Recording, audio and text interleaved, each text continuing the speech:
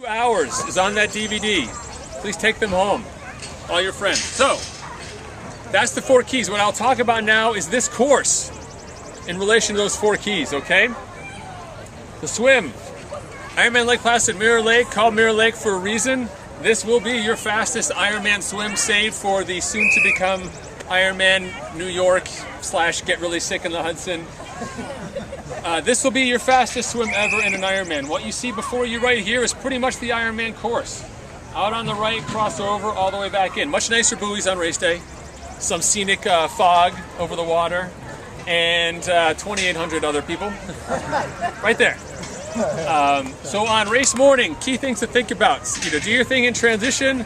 Come out of transition, say goodbye to your family, put on your wetsuit, whatever. You got to get your special needs bag up here. Okay? Sort of almost kind of behind the dock over there diagonally. It's kind of a long way to walk in your wetsuit on morning when everybody's milling around. So if you've got a family or a loved one or someone in your Sherpa, please give them your special needs bags and let them walk all the way over there and all the way back. Last thing you want to deal with when you got 12 minutes till the gun goes off. So think about that right now. Have that dialed in. If you come down here on the beach, you got to go over. There'll be a timing mat close to the edge of the dock there. You got to walk across the timing mat to get in the lake. Don't think you can take a shortcut from the special needs drop-off into the lake. They won't start you, you won't have a race. That would be very bad. Don't be that guy or girl. You get in here, there's not really a lot of room to warm up. Just a lot of treading water, get your head in a good space, seat yourself where you want. I tell people in general, the weaker the swimmer you are, the less confident you are, move further back and further wide. Okay? There's no current or wind or chop in morning that's going to make your swim significantly slower for starting wider. Maybe half a minute. But if you feel more comfortable, it's worth it. If you watch the swim start here like I did last year, the gun goes off and like 4 minutes later, some people start swimming. No one says you have to start at 7. If you're a bad swimmer, start at 7:04. It's all right. Give yourself some breathing room. Let all the people bang it out, okay? You swim all the way out. There's a lane line. What's nice about the lane line is the first person knows where they're going, which means the second person knows where they're going, which means the third person, the 17th, the 193rd. So everybody knows where they're going. So not too many people get off course here. If you're following people's feet, you can see a bunch of people in front of them. Odds are you're pretty good. You really can't go that far off course. You see a house directly in front of you, you're off course, right? You know, it's not like it's an ocean where you might get lost. You know you're not going the right way. If you end up on the inside of the line, vice the outside of the line, that's fine. You can swim on the inside of the line. You just have to go around the corners.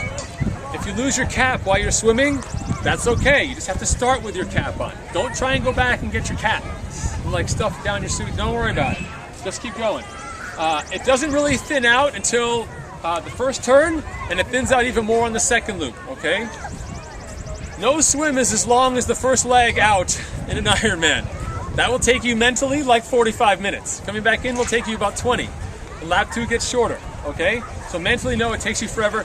Don't count buoys. Don't be like, oh, there's 6 green ones, 3 yellow ones, and 1 orange one. Because on race day, you're going to get that all messed up anyway. Just count your strokes and maintain your form. What we tell our athletes is this. Count your strokes, maintain your form. Only swim as fast as you're able to maintain your form. The minute you feel your form go away, slow down. You got all day, right? If you get out of this water and you wanted to swim a 110, but you swam a 114, you're fine. Just have a little faster transition. Tie your shoes better. Don't take a potty break. There's 4 minutes, right? Remember, if you mess up your race and you're running 10-minute miles, which is a pretty good clip in an Ironman, and you walk 1 mile, a walked mile in an Ironman is about 20 minutes. You just gave up 10 minutes in 1 walked mile. You lost 4 here on your swim, but if you don't walk that mile, you made up 10 in your competition. So you're way better off. I love watching the swim exit because you see people get out and they're like, hey, and they're like, oh. Right? You know? Not a whole heck of a lot you can do in there, right? You can swim faster, but then you know your day is guaranteed to go south. Race can't be won here, can be lost here. All right, think about that. You come out of the water, just by that yellow sign behind the lifeguard stand, cross the mat, and come back in this side of the pier, swim around, and then take another left and go all the way out again. Say, you know, second verse, same as the first. Go right through it again, come back in. When you come out, same place, right where those 2 beige umbrellas are, there'll be a, big green area. That's where your wetsuit strippers are. Do them a favor, get your wetsuit over your hips. Over your hips. Some of us have bigger hips than others. I got some pretty good hips. The wetsuit is not over the hips, they're just going to drag you around like a fish. You don't want to be that person. So wetsuit down. What I think about is I come out of the water, goggles on top of my cap. Don't put them in your hand because you can't get your wetsuit off your hand when you're holding crap in your hand, right? Goggles up on my cap, I get my wetsuit started, zip it, arm over my hips, and I find a person who's looking to go. Preferably a beefy person. It's awesome that 13-year-old boys volunteer. They might not be the best person to rip that wetsuit off you know? Preferably look for an iron spouse, because they've got some eggs, you know, and the languor built up there. They're ready to tear your wetsuit to shreds, you know what I'm saying? You get your wetsuit off. You want to bundle that bad boy up under your arm like a football, get your Heisman impression on and start running. Don't carry it like by the collar, you don't want to ruin it, you know, or something like that. Or don't do what I did and carry it halfway, because it's still like 4 feet long and it's flapping all over the place. We're gonna have a green mat going along those rails, down, take a right past the gas station into the oval. The slower you swim, the wider that mat is, the slippier it gets. Pay attention to that. Be courteous to the other people around you. If you're going fast but someone in front of you is going slow, you can stay on your left. You don't have to push them out of the way. If you're looking for your family, like, stay to the right, you know, slow down, just like you're riding a bike, right? Be smart. As you near the end and you start going to the oval, there's a couple curbs, and then you get onto the oval itself. The oval, like, awesome history, right? Like, you know, Olympics, great. Yeah, they haven't touched it since then. So it's chipped concrete, it's awful. You're like, I'm in an Ironman. Oh my God, I'm in an Ironman. What's wrong with my feet? Tomorrow you'll be able to see where your bags are, count your racks, know where you need to be. You got your wetsuit under your arm. By now you got your cap and your goggles in your hand.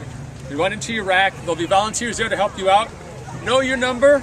If you see someone standing there, yell your number to them, because they're trying to read it off of your jacked up bicep as you're running soaking wet with 20 other people around you. They can't read it. Tell them at 13:59. They'll get your bag for you into the tent. Do your magic. Whatever you plan on doing inside the tent, you do that magic. In general, I tell people, less moving parts, the better. The faster you want to be, the less things you want to have to do inside that tent. If you know what you want to do, you do that inside the tent.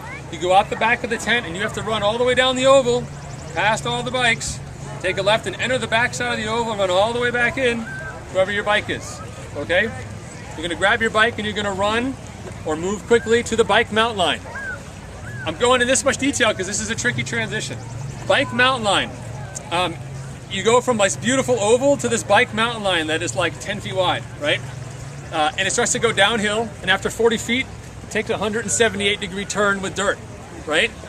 Awesome, just what triathletes need, right? Like, we're not that good at handling our bikes anyway. We're riding tri-bikes, so all our weight's on the front wheel. We're trying to start our watches simultaneously with satellites, wave to our family, and not die. Be very smart in that area. I tell people every year that's the funnest place to watch if you're spectating, because you see some crazy stuff. Just chill it, get on your bike smoothly, and roll out of town. You've got that sharp turn, you're gonna be pick up speed, you gotta drop down a big hill, out the bottom, there's a 90-degree turn at the bottom, left, and then like a 120-degree turn to the right. And then you got a little roller, and then you're finally kind of cruising out of town to ski jumps. If you have anything to do it out there. Don't do it here. Okay, I went to Ironman Texas this year. I saw a guy running, you know, there were people who came out with their shoes in their hands, went across the mountain line, and then stuck their bike in between the railings. So it was 4 feet out into the ride your bike space, and put on his shoes. So there were like 8 people just standing there. Let me tell you, they were not the happiest 8 people on earth, right? They're triathletes, so they were nice, but they used some choice language. Have to be super careful what you choose to do. I saw a guy carrying a bag, seriously a bag of potato chips in his mouth. Which is a great idea for eating on the bike. Where are you going to put those potato chips if you can't put them on your bike now or in your clothes now? Like, you know, ride with a bag of chips in your mouth? You don't need to eat. You don't need to start your watch right then. Start it 2 minutes later, and just remember you started it 2 minutes later. Add 2 minutes, okay? But I see people crossing the line, starting their bike watch and starting their GPS with their teeth so they can get it just right before this. Doesn't matter. Get on your bike, be smart. You know, last year I saw someone mount someone else's bike. It was a tall guy. He just swung his leg over and got 2 instead of 1. On the downer side, I've seen people in Wisconsin, you know, break their arm because they got KO'd by someone swinging their leg over and they fell off their bike and they broke their arm. So just be smart about it. Places where people bunch up like that with bicycles at slow speeds, insanely dangerous. You're worried about the descent? T1 exit, probably the most dangerous part of your day. So you're heading out of town, you're riding. That first hill by the ski jump, heading out of town, it's about 1.5 miles till you get to the end of the top of that. That is the longest, steepest sustained climb you will hit all day. Everyone's worried about the turn on 86. Everyone's worried about coming back into town on 73. That climb is the biggest climb you will face all day. In 2006, I rode a 525 to a 38th overall here, I got passed by like the 200 people on that hill. Everybody going by me is like, you can do it, big guy. You're going to be good. You can do it. And I'm saying to myself, I'm going to be in the top 50. I'm okay. I'm good, you know. I'm worth it. Gosh darn it. People like me, right? Don't be that person who decides to climb up standing up out of the bike, okay, on the early part of the section. Your goal is to go as easily as you can to the top of the descent and then be smart down that descent. Your race really starts when you hit the bottom of that descent. Inside the dirt station, we talk about doing... Hey, what's up? 11. Yeah, is that all right? Yeah, just yell at me or... Where will you be? Over. I'm right there. Okay. So just yell at me over here. All right. So when you go down when you're heading out of town, your goal is to be as easy as you can on the top of the descent, smart down the bottom. You start at the bottom. Inside the dirt station, we tell people first hour and a half of your day, hour and a half of your day is called JRA pace, which is just riding along.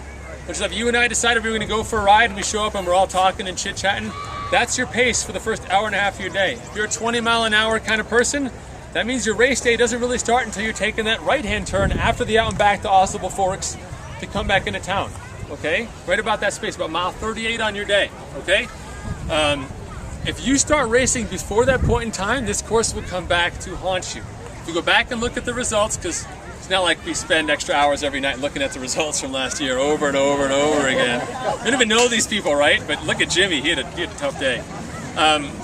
You look at those results and you'll see the positive splits. A decent ride on this course is like a 10-minute positive split.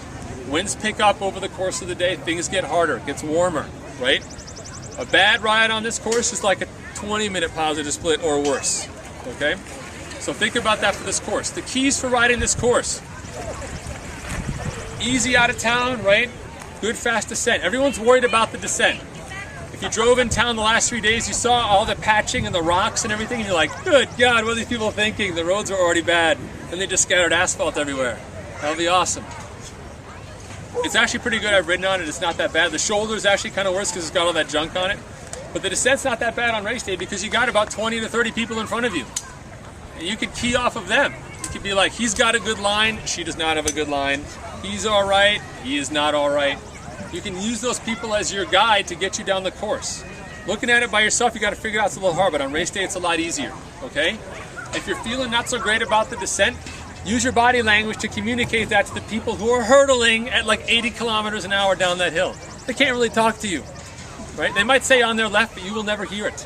So stay to the right if you're not feeling so good. Sit up tall, hands on the hoods, everything like that. Use your brakes, make people feel good. Toggle your brakes, don't grab at them.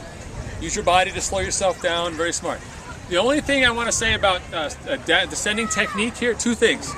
One is, on this hill, I said it before, take away what you want. A lot of triathletes like to put their feet parallel and get their ass out of the seat and then put their head down and be like, now I'm really fast. If you do that, there's no weight on your rear tire, on your seat, which is what it was designed for, which makes that seat bounce around a lot. And on these crappy roads on the descent, your back seat's going to be bouncing around like this all the way down that hill. To feel comfortable on the descent, keep your butt in the seat, keep one foot down, outside foot down, whichever way you're turning.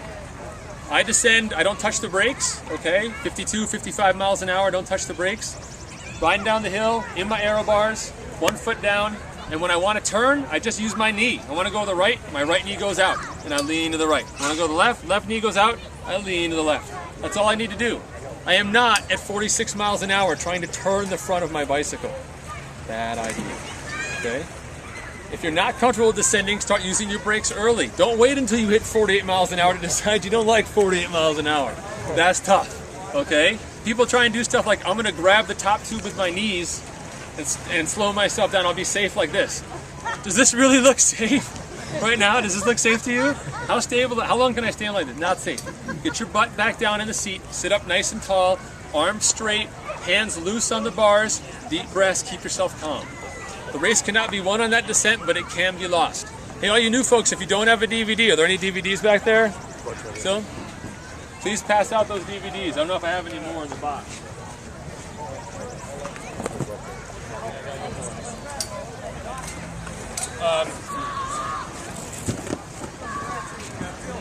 Would you walk those back there for me, would you mind?